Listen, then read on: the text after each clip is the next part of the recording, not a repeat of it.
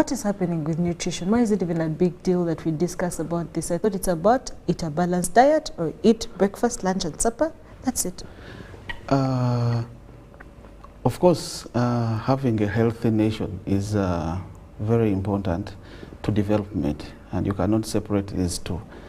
And in your opening remarks, you said that as a country, we are still grappling with malnutrition. And when you look at the statistics that we have, we still have a number of children that are stunted. That is about 25% of the children that are below 5 years are stunted. We still have a number of children that are anemic, children that are under 5, they are anemic. We still have a number of women that are also anemic. So a summation of all these factors deter someone's potential to contribute to development, and that is why it is a very key aspect for government to ensure that it has healthy Ugandans that can contribute to national development. And that is why today and tomorrow we shall be talking about the nutrition situation in the country. Yeah. What exactly about the nutrition situation, apart from, of course, the statistics that you are telling us? What exactly are you going to be talking about on this big topic? Tomorrow, government, through the Uganda Bureau of Statistics, has conducts an annual survey. And this national annual survey is termed as the Uganda National Panel Survey. So the last one was done in 2019, and they collect data on a number of indicators across the country. So it is out of these indicators that we have focused and developed a report that brings out the nutrition situation in Uganda. So definitely tomorrow we shall be presenting the entire picture, but a number of indicators that we have tracked show that our policymakers and all stakeholders in the country need to dialogue on these statistics. Some of them are definitely, we are making progress as a country, but a number of them we are not making progress. So you find that we need a concerted effort. We as government, the development partners, the civil society, the academia, who sometimes help us with providing the data. So we need to all come together and dialogue on this situation that we have in the country. How do we move forward? How do we change some of these statistics? So that is why we are going to be having this dialogue tomorrow. And basically, that's what we shall be talking about. Yes. You talk about data, and what comes to mind is UBOS is involved in delivering this data to you. But then what is the role of UBOS in nutrition program and governance? The Uganda Bureau of Statistics is mandated by law to provide official statistics in the country. And data is very important when it comes to a number of aspects. Number one, when we are doing planning, we need data. We need to know how many people that we are planning for. If we are doing budgeting, we need to know how many people we are budgeting for. We need to know what are the gaps, what are those areas that we need to close, so that we can have a healthy population. And also, when we are trying to find out the impact of the interventions or the policies that government is doing, we need data. We need to compare how was the situation before we started, before the intervention, and after a certain time, what has been the impact. So Uganda Bureau of Statistics is very, very, very key in providing us with this sort of parameters that enable us to inform our policymakers, who are the decision makers. So it is that data that we turn into information, and that information can be used by the policymakers to make decisions. So that is how important the Uganda Bureau of Statistics is in this entire process. How is this a part of the Prime Minister's office? Okay, the Right Honorable Prime Minister's office by law is mandated to coordinate the implementation of all government policies and programs. And one of the cross-cutting issues that we have in this country is nutrition. So you find that nutrition is a topic that, or a phenomenon that has a number of players that have to contribute to it. We have ministries like the Ministry of Health, Agriculture, Ministry of Education, Ministry of Gender, and the others that have to contribute to this. We have the civil society. A number of civil society are doing a number of interventions with regards to nutrition. And we also have the academia. The academia are doing a lot of research in nutrition, and we use this. The development partners, they contribute, they finance, they provide technical assistance. So this is a multi-sectoral nature whereby all players need to be brought to one table. And this is where the Prime Minister's office comes in. Its job is to coordinate the implementation of nutrition programming and implementation in the country. And we do this under a framework that we call the Uganda Nutrition Action Plan. We are in the phase of implementing the second Uganda Nutrition Action Plan, and this provides us with the framework. It gives us the direction. It provides us with the interventions that we have to undertake. It gives us the roles of each of the stakeholders, that what they have to do, and the monitoring and evaluation framework. So after a period of 5 years, we track how government and its partners have contributed to the nutrition situation in the country. And how has the government contributed to the nutrition situation in the country with its partners? Okay, when you look at the interventions that we have in the Uganda Nutrition Action Plan, definitely there are interventions that are specific, there are interventions that are sensitive, and there are interventions that relate to providing an enabling environment, which we call the governance interventions. So the specific and sensitive interventions are specifically contributed to by the Ministries of Health, Water, Ministry of Agriculture. And all the policies that we have as government, for example, in the Ministry of Agriculture, with their main focus of making sure that the country is food secure, government finances these interventions.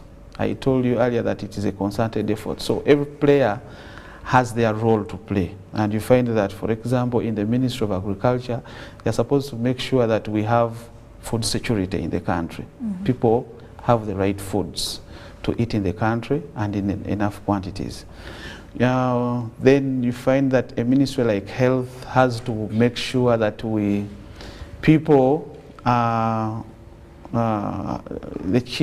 children have the right vaccines, they have the right supplements that they are taking in. The mothers are also taking these supplements. Generally, the well-being, the healthy aspects of the human being. Yes. So that government is also putting money in these health facilities to make sure that people are treated. Mm-hmm. We have interventions that the Ministry of Water, people are having access to safe drinking water, is one of the issues that lead to someone having good nutrition, having a healthy life. So it is a whole cocktail of interventions, which interventions government is financing heavily. So all these summarized together, they contribute to one's healthy living, and with that we say that someone is having good nutrition. They are living a healthy life. Yes. Yeah, so government is doing a lot. Who are some of the stakeholders and partners that are working with the government to ensure this? Okay, we have quite a number of partners.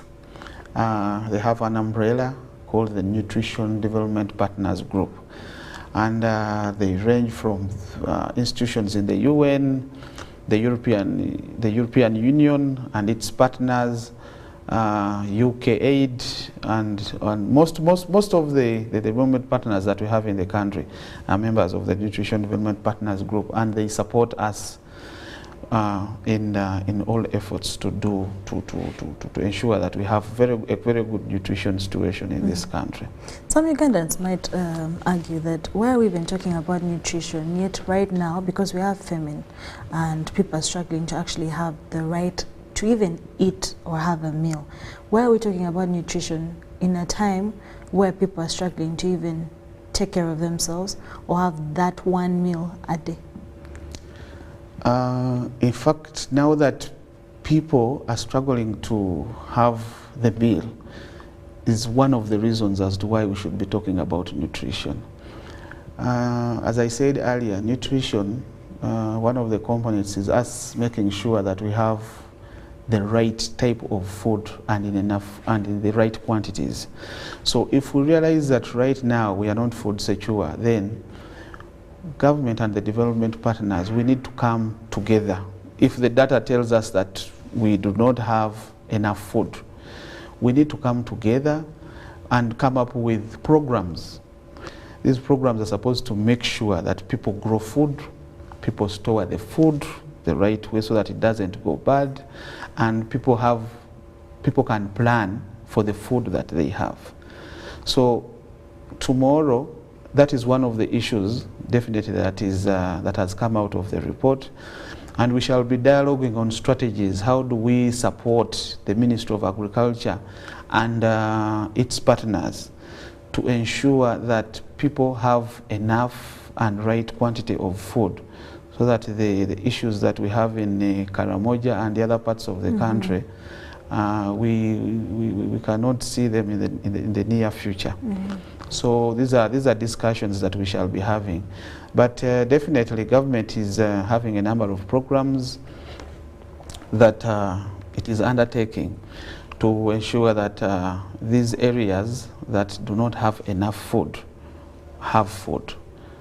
So different programs are ongoing that support irrigation and the other methods so that we can have a food secure nation. Yes. Well, we talk about quantity, which is a big problem. Well, the other problem is quality, something that we even saw as well with the food that was being given to Ugandans during the lockdowns, that people had issues with the beans, people had issues with the flour, and so many other issues that come with the quality. Why do you think we still have an issue of quality of food? And we are sort of expected as Ugandans to take it because this is what is available. Yeah, that is a fact, and that is one of the issues that we find in our current statistics that we have on nutrition. Our dietary diversity in the country, definitely it varies from region to region. You find that, but you see the statistics have shown us that the regions that have the huge volumes of food, they have very poor nutrition indicators. And now this ties in with what you're saying, the dietary diversity, that is the quality of the food that one has to eat. So I think what we are doing as government, we are scaling up our advocacy, because this is basically, the food is, the different foods are within the communities. But now people need to know what foods to eat, the combination of the foods, what we were taught in primary as the balanced diet. So people need to be eating not just food. You don't have to eat mimonde alone and water. you have to eat different types of food, the proteins, the carbohydrates, the vitamins, different, so that you can have this balanced diet. And now this is what contributes to one having a healthy life. And this, in short, this is what we call nutrition.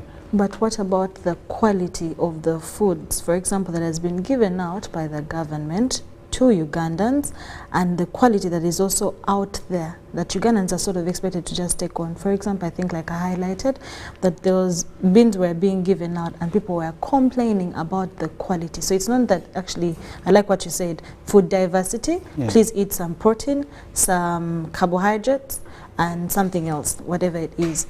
But now it is also now the quality of the carbohydrates, the quality of the protein also being an issue. Yes, and maybe what has also the Office of the Prime Minister done about that? Yeah, definitely. The quality of the food is a big challenge. And this comes out of what we call post-harvest handling. So how we handle the food when it is ready, straight from the gardens and up to the time when it comes to your table. That is what we refer to as post-harvest handling. And definitely we've had issues to do with aflatoxins, but government, definitely government is working with a number of institutions. One of which is government is doing research. They have done research in Naro, I think, and we are trying to. Government has come up with a way of how we can curb this aflatoxin problem. But also, I think the other issue that we are doing heavily with the Ministry of Agriculture and our partners, we are providing silos. So government is subsidizing, with the support of our partners, we are providing silos to the areas that have a lot of food so that they can keep this food safely and maintain the quality that a human being is supposed to have. But I think we have also continued to sensitize the population, because this is a behavior matter. And we shall continue to sensitize the population on how you can handle this food, so that we do not lose the quality as it comes from the garden to the table. And tomorrow, definitely, this gives us an opportunity. This is an issue that we definitely shall be dialoguing about. Yes. Now, what were some of the key findings of the UNPS that will be discussed tomorrow? So tomorrow, and maybe a little light on UNPS. Yeah. So tomorrow we shall be having a report, a comprehensive report. But one of the about three of the key findings that we have. One, with regards to stunting. Stunting is one of the measures of malnutrition. Yes. And we see an improvement in this. In 2016, we had about 30% of children below 5 who were stunted. So with the current statistics, that number has reduced to 25. And that is a target that we have in the third National Development Plan. So we have already hit our target. And that is a step in a good direction. We're in the right direction. Then the number of children that are under 5 that are anemic, that statistic has also reduced. We in 2016 the percentage was about 30%, and now we are at about 25%. So we definitely need to do better. Because it's a phenomenon that we wouldn't want our children to have, being anemic. Then the children, the women of reproductive age, about 20% are anemic. So this is also not a good statistic that we shall be dialoguing about, among others that shall be presented tomorrow. Why do you think it's still a big issue, despite the consistent effort that comes from the Office of the Prime Minister, the data that comes from UBOS, and all these partners and stakeholders playing a huge role in making sure that nutrition, that Ugandans are very healthy for a productive country, but then it's sort of, why do you think we're still having it as a big issue? It is an issue. Basically, it is a behavior problem. Yeah, it's a behavior problem, how people behave. And that's why a lot of our efforts are being put on sensitizing people so that people can change their behavior. Is it culture, perhaps, for some people? In some areas, it is culture, but those have definitely reduced. Those have really reduced the culture issues. But majority is on people not, one, being informed about the right practices when it comes to feeding their children, when it comes to accessing health care, the mothers, the ANT visits that they have to do. Some of them skip these, and some of the supplements that they are given, they definitely do not take them. But it's a whole cocktail of issues to do with anemia. But as I said, it is a behavioral problem that we have to tackle, and through mass sensitization of the communities. And this is one of the priorities that we have under our Uganda Nutrition Action Plan too. And we call upon all the partners to support us in this endeavor. From the grassroots, the local governments, up to the national level, we need to drum this so that we can change. The messages are there, but we just need to keep sensitizing the population about these good practices so that we can improve these statistics. What are the good practices you're talking about when it comes to nutrition? The good practices, one, the wash practices. People need to be taking in safe and clean drinking water, because now this prevents you from having an array of diseases. And these diseases, when you have them, the water-related diseases, they contribute a lot to anemia. So people need to be having access and drinking. The access is there because the country has about 80%. 80% of the population have access to clean and drinking water. So this practice has to continue. Then the dietary diversity. People need to get interested in eating the right types of food in the right quantities with the right diversity. We have the dodos that people think that they are for the very poor, but dodo is one of the things, or it's family members. Those are one of the things that should not miss on one's meal. As you take the milk, you take the meat, you need to take the dodo, including the posho and the fruits.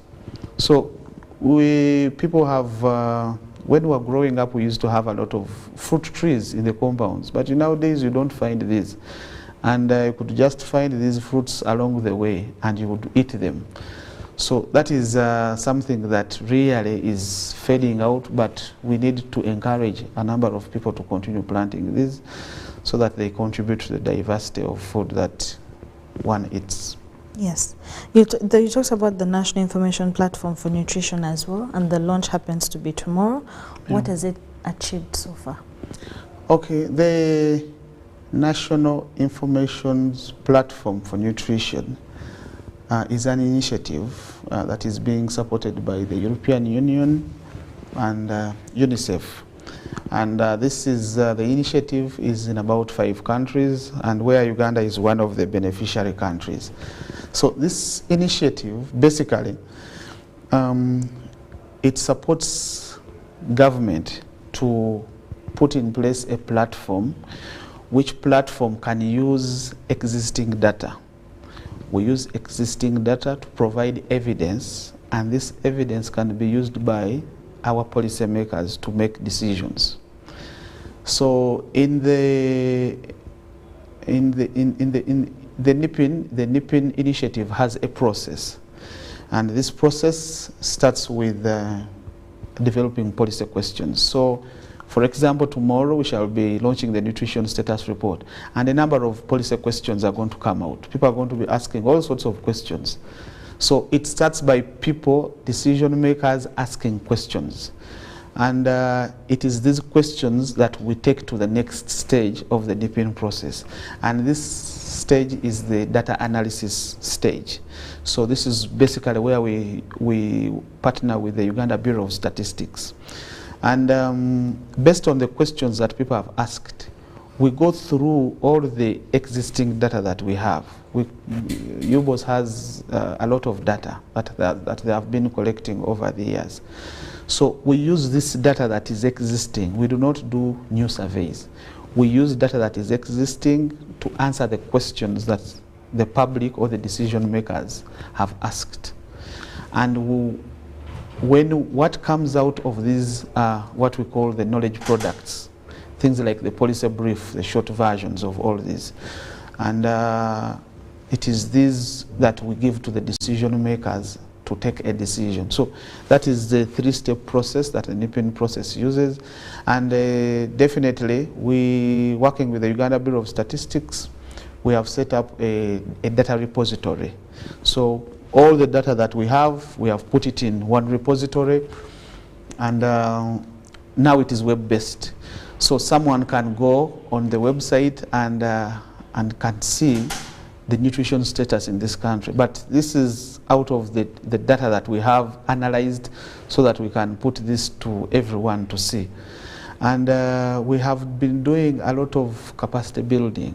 Definitely, as I said earlier, this is an effort, this is a whole of government approach with the other ministries that I talked about. So we have been building capacity and training of officers from the different ministries on data management, because the data that we are going to be using, we need to have quality data. And we have been doing a lot of training of these officers on both data management and communication. This process ensures that whatever products come out of, we need to communicate them. So we have also been training officers on how to communicate a number of statistics or data that comes out of this entire process, and a number of other things that we have been doing. But specifically, the NIPIN process, through the NIPIN process, or NIPIN has supported us to come up with a nutrition status report. And that is what we shall be launching tomorrow. Do people participate? Do they come and attend? What happens? The event is going to happen tomorrow at Sheraton Hotel. It starts at 8 up to 1. The chief guest will be the Right Honorable Prime Minister. But the people who will be participating physically have been invited. Those are the ministers and the strategic level leaders in the ministries and our partners. Then we shall also have participants from local governments, selected local governments. But we have also created a Zoom link, yes, where people can participate virtually. So this, everyone else in the public can participate. So we shall be we shall be airing this on the different TV and radio stations, and it is already running, and people can also check the OPM website to get in touch with or they can see the link and they participate in this. Okay. Yes. Thank you so much, Mr. Galiwango Samuel. That's the Principal Policy Analyst, Strategic Coordination and Implementation Office of the Prime Minister, who was talking about the National Information Platform for Nutrition, which is launching tomorrow. It's going to be airing on different TV stations. Make sure you take part. This is an issue that affects all Ugandans, and we want to see everyone healthy for the development of our country. Thank you so much for watching. Make sure you eat a balanced diet, wash your fruits and foods, do so much more. All that and so much will be talked about tomorrow during the launch. Thank you so much for watching. My name is Sharon Kyamugisha, and have a good morning.